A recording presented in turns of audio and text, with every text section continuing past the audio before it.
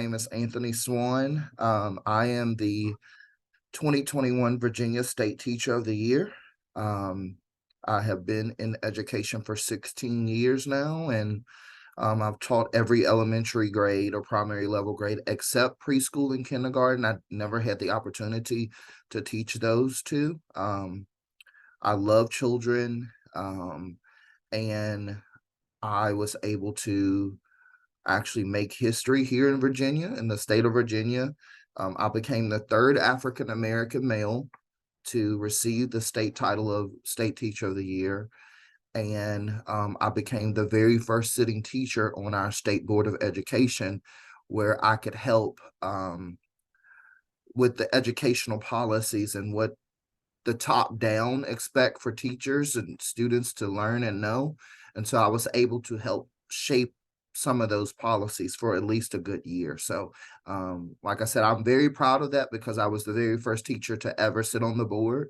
Normally it's people that sometimes it's people on that board that don't know anything about education. So I was glad to be a voice, but I'm glad to be here with you all this morning. And thank you so much, Mr. Harry, for inviting me. Congratulations on your tremendous, incredible achievement. So, except the pre-primary school teacher role, you have done almost all the positions. You have occupied all the positions. So, which position you think you have enjoyed so much so far? I've enjoyed. I've taught fifth grade the longest. I have really enjoyed teaching the upper level children. However, my mentality as an educator is I don't care where you put me as long as I can serve children. I've always wanted to be a teacher since I was 11 years old, and now that I have the opportunity, I've been in buildings where the principal will ask me what grade, and my response would be I don't care as long as I can work with children. And so, but I've taught fifth grade the longest, and I feel more comfortable in fifth grade. But wherever I make sure that I serve the children well. Okay, thank you so much. So now I let my students to ask you the questions. So Subramanian Srinivas, are you ready? Yes, sir. Yeah, please go ahead. Say good morning. Hello, sir. How are you? Good morning, sir. Good morning. How are you, sir? I'm doing well.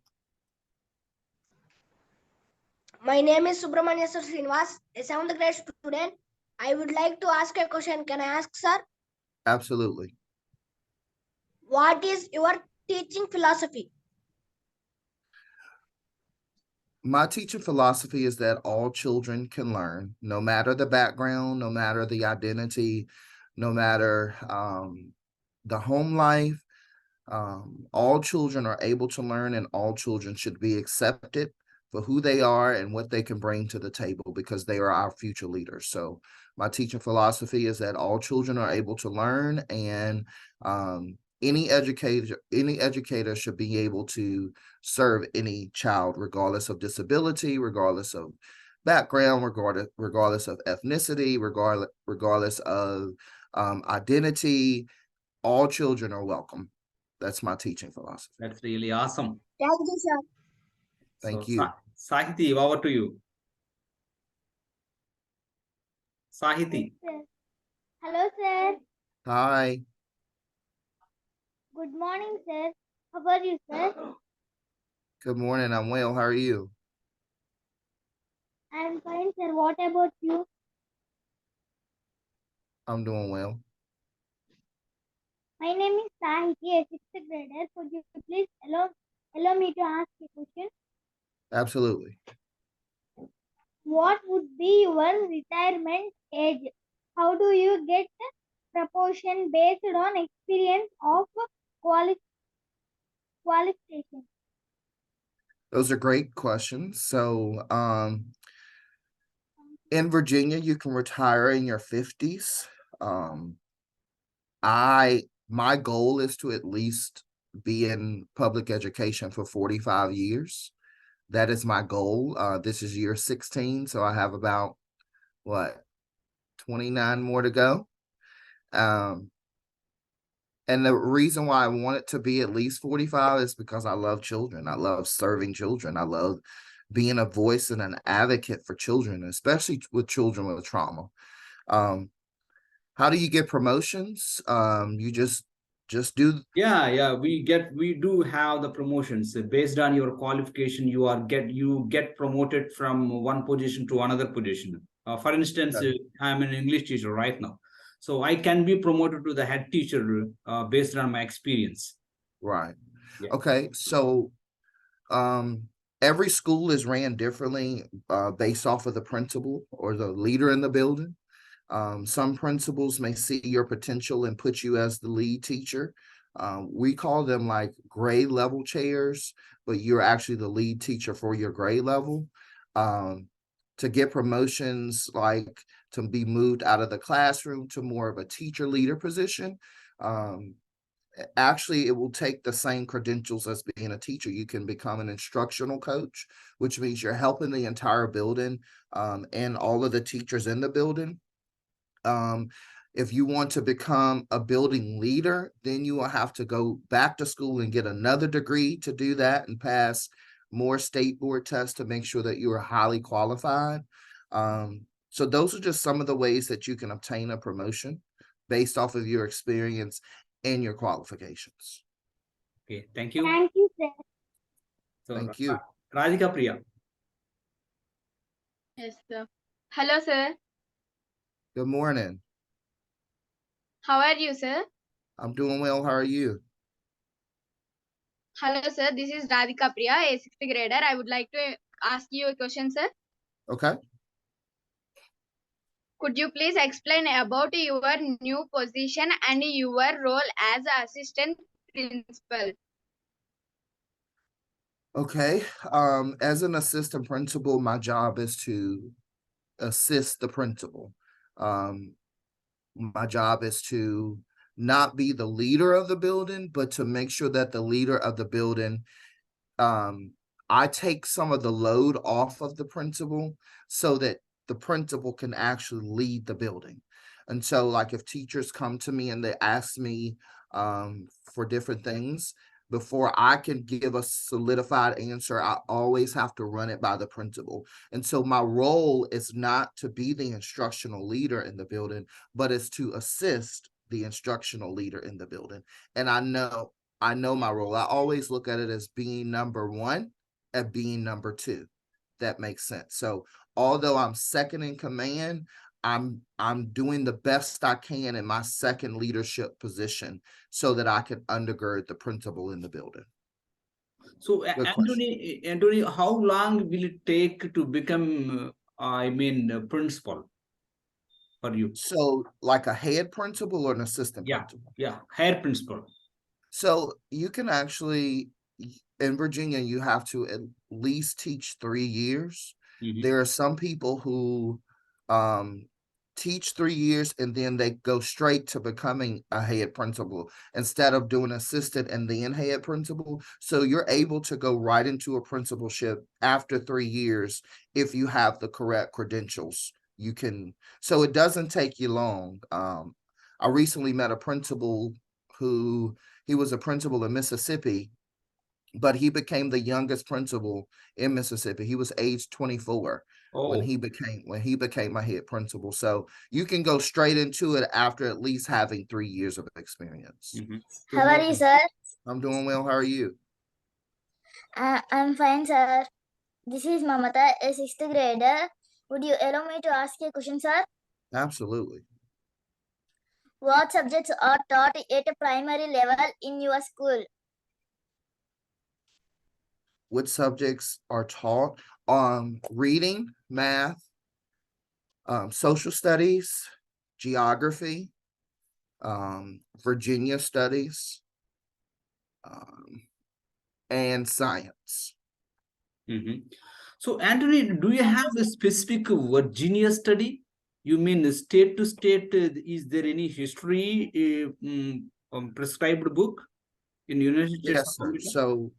Yes, sir. So every state, their history curriculum is included within the teaching. So with Virginia, our fourth grade students learn all about Virginia, how Virginia came about, why Virginia is important, how Virginia contributed to the history of America.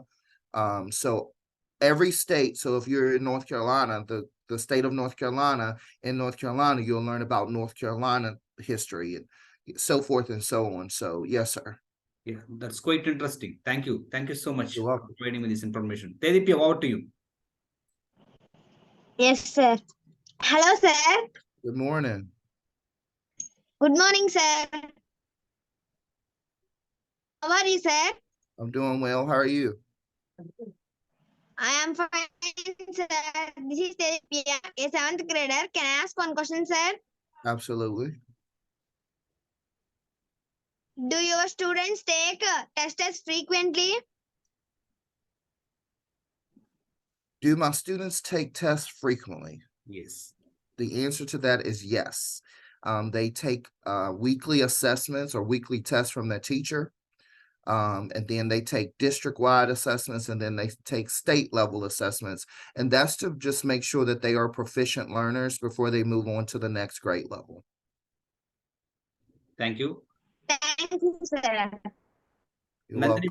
Nandini, over to you. Yes, sir.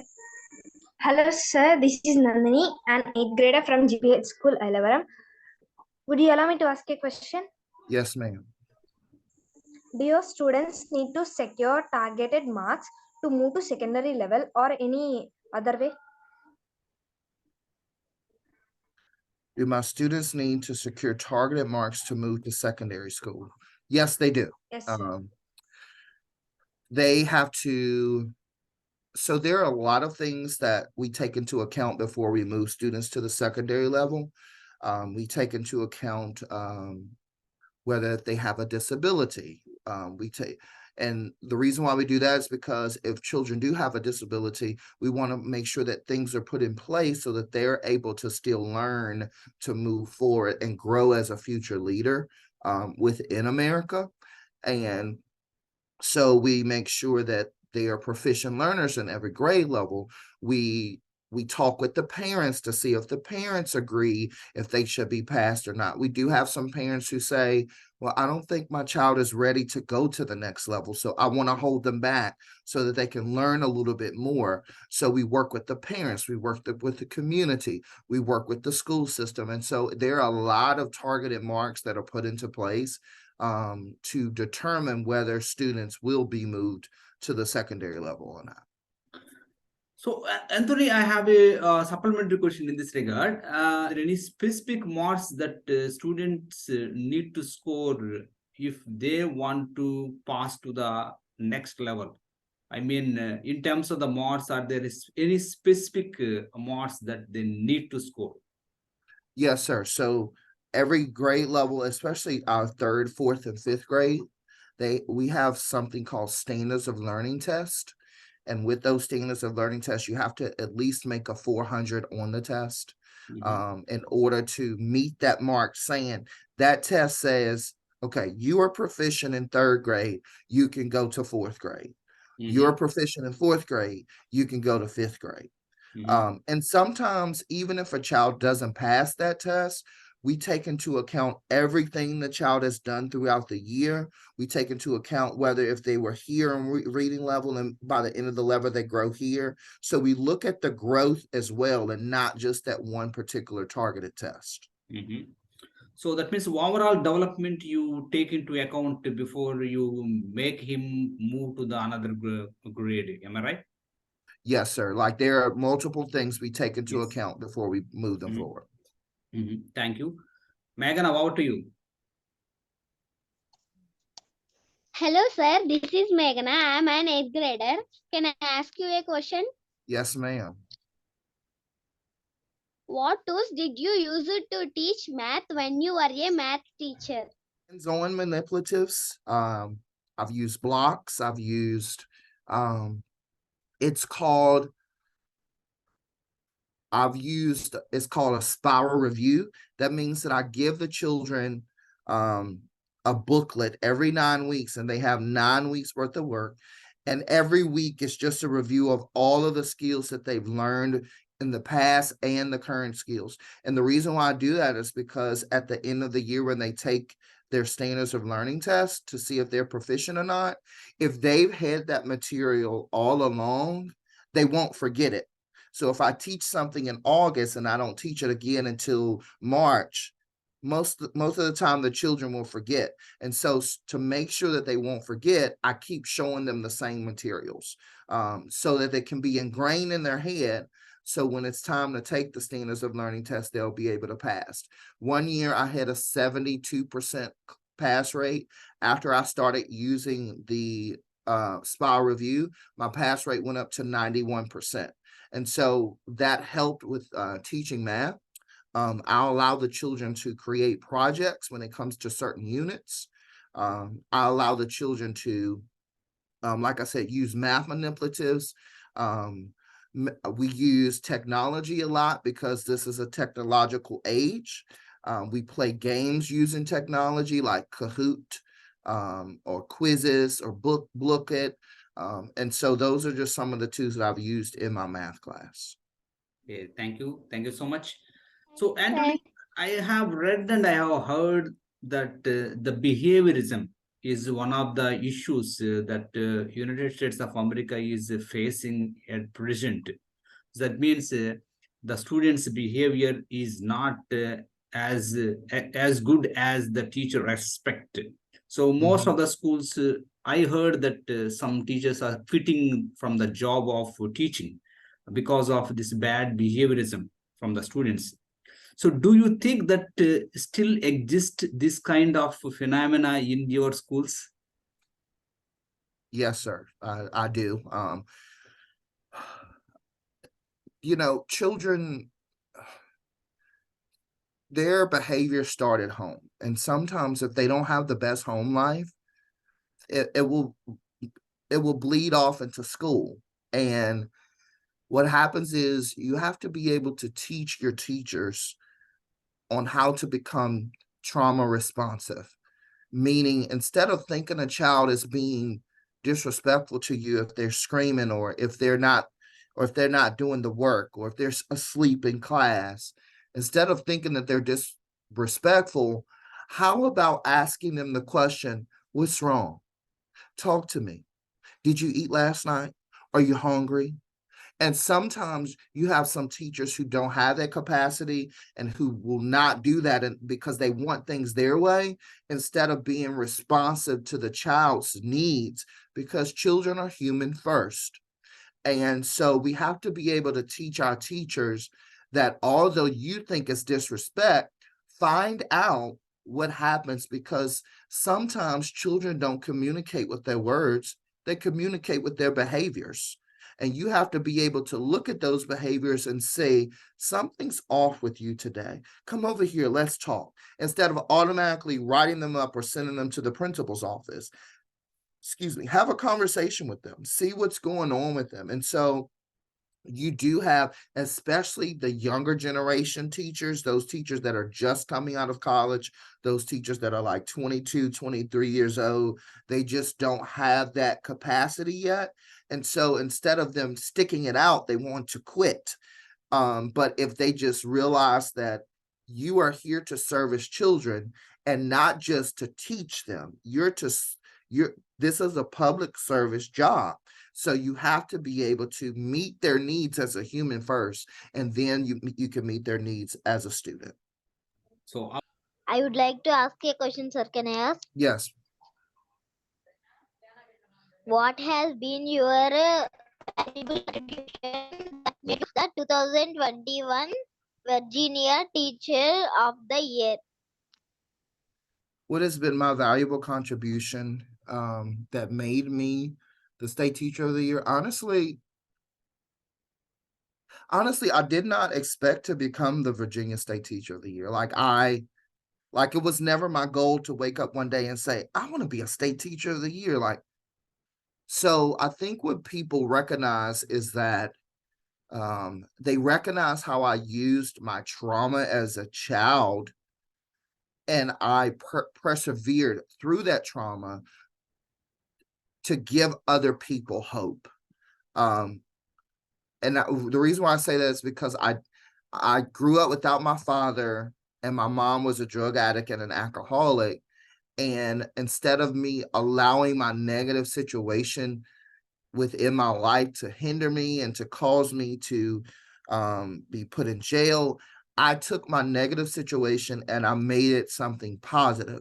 And so because I was placed in the foster care system and became an orphan of the state, I started playing school, and playing school helped me to escape my trauma. It helped me to escape what I was feeling. It helped me to escape suicidal thoughts. And so I played school every single day because I said when I got older, I wanted to give children what I never had, which was a consistent male role model, and to love children like I needed to be loved as a child that I did not get. And so I think people recognize that.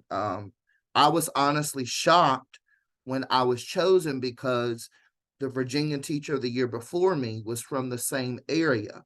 And so I had told myself they're not going to choose me because they had already chosen somebody from the same area last year. So they're not going to choose the same area back to back.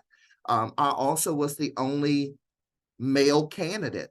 I was the only Black candidate. And so I had all of these things that I felt like were stacking against me. And so when they announced that I had won, imagine my shock. Imagine my like disbelief of like, are you serious? But I think what has happened is I'm able to tell teachers and teach teachers of how powerful our profession is, because great teachers change lives. Because it was my fourth grade teacher who actually saved my life. And had it not been for my fourth grade teacher, I would not be the man I am today or sitting in the seat I'm sitting in today. So, Anthony, it's really incredible comeback from the stage where you were disappointed, frustrated with your family situations. So, what a comeback! Hats off to you for your really incredible story. Thank you. Sir, Sai Nagasri, please. Hello, sir. I am Sai Nagasri. I am an Hi. educator. So, sir, would you allow me to ask you a question?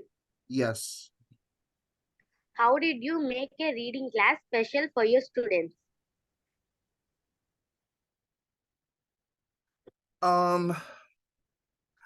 One thing that I did as a teacher is I did not do a lot of talking. I did more of the facilitating with the learning. So I allowed the children to talk about what they were reading or choose books of their choice. I also used the interest of my children. So say for instance, I had this one student and he was disinterested in reading. And so I began to ask him about what he liked, and he loves football. And so I started teaching my reading classes from the perspective of football. And it made him become so interested in the subject matter until he stopped saying that I hate reading class, and he enjoyed coming to reading class. And so I've done those. I've made reading connections with the children, with the materials that they are reading to their real life and their home situations. Made reading come alive. Those children that may have a reading disability, I put things in place where they'll still be able to participate and still be able to understand what we're doing. And so those are just some of the things that I did in order to make my reading class a special place. So, Thank you. Hi. I am Sai Surya, a 7th grader. Would you allow me to ask a question? Yes, sir. What qualities do you suggest to obtain be a successful head teacher or principal? One of the greatest qualities you have to possess is knowing that you are a servant. You come to work every day, not just for a paycheck, but you come to work to serve. You come to work not just to get recognized or to receive an accolade or an award, but you come to work every day to realize, hey, I'm here to serve in any capacity. So like with me, as being an assistant principal, I don't stay in the office all the time. I go in the classrooms. I help with learning. If I see something that's been spilled on the floor, I don't automatically call the custodian. I go and I grab a mop myself. Or if I see that, a teacher's having a hard time, I go and I tell the teacher, go take a break. I got your class. So one of the greatest qualities you have to possess is having a servant mentality so that you can become a head teacher or head principal. And something else I've learned is that although it may not happen when you want it to happen, timing is precise. And so as you're learning in your role of being just the general teacher, not the head teacher, or I'm learning in my role as an assistant principal and not the head principal, I'm still a student. Like, I'm open to change. I'm open to correction. I'm open to guidance if I need guidance. You will make mistakes, but just having those people to mentor you along the way will help you to become what you need to become. Okay, thank you. So Lohita, do you have any question? No, sir. Okay, yes. Any more questions? Okay, yes, Anthony, I have a question from my side. Okay. In India, we do have many family issues, many parents, their, I mean, the way they raise their children is not as much as we expect. In fact, they have the family issues. But there are some students whose parents are divorced and they have the issues. Because of this reason, some children, they, what we call it, they just divert their attention from studies to somewhere else. And so what do you suggest to do these kids who are sidetracking? I mean, they are just trying to focus their attention from studies to somewhere else. So what do you suggest to these kids if you notice such kids, whether it is in India or somewhere else in your region? So as a teacher, what should be our role to make them again to focus on to concentrate on the studies? What should be our role as a teacher if we notice such students in our school? Maybe it's quite common, not just in America. In India also, we have many issues with the parents. So what should be the role of the teacher? Sometimes we are more than just teachers. We're fathers, we're mothers, we're counselors, we are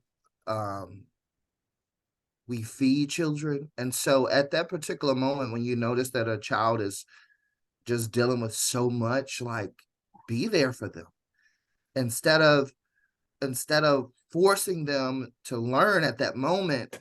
That's not what they need. They're not going to learn because they're so focused on the trauma that has happened at home and the things that are going with them. So instead of you pushing down their throats reading and science and math, how about you push down their throats some love? How about you say, affirm them, like, you're at a very vulnerable place right now. You're dealing with a lot. We can get this done later. I'm gonna catch you up. But right now, you just need some time. You just need some time to cope. What else do you need? Are you hungry? Did you not get food last night? Okay, I have a snack closet. I have a snack drawer. Let me get you something to eat. When children, there's a saying that children don't care how much you know until they know how much you care. Yes. Children don't care how much you know until they know how much you care. And children have a sixth sense. They know when an adult really cares for them or not. They can tell if a teacher does not love them. They can tell. They can tell, like, she don't like me anyway. But it's up to us to code switch. It's up to us to know, okay, right now they don't need a teacher. Right now they need they need a hug. Right now they don't need me pushing academics.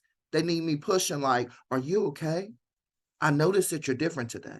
And so things like that. And so teachers just have to know how and when to be what a child needs. Thank you so much, Anthony, for your valuable guidance and answering to my students' questions. So before we end this session, could you please give a final message to me and my students, please? Yeah, so boys and girls, you have an awesome teacher here, Mr. Herring. I appreciate the opportunity to be able to speak with each of you. I think that it's amazing that you're in this class virtually and you're asking questions and you're wanting to know more about the teaching profession, and to know that you are Black and brown children. It means a lot to see someone who looks like you. And I will tell you this, no matter your background, no matter how hard life becomes, whatever you want to become in life, you can do it, because I am your witness. Like I said, my mom was a drug addict and an alcoholic. I was abandoned by my father. I ended up as an orphan of the state. But I persevered and I kept going. And so I just wanted to say that you can do whatever you put your mind to do. And thank you for having me today.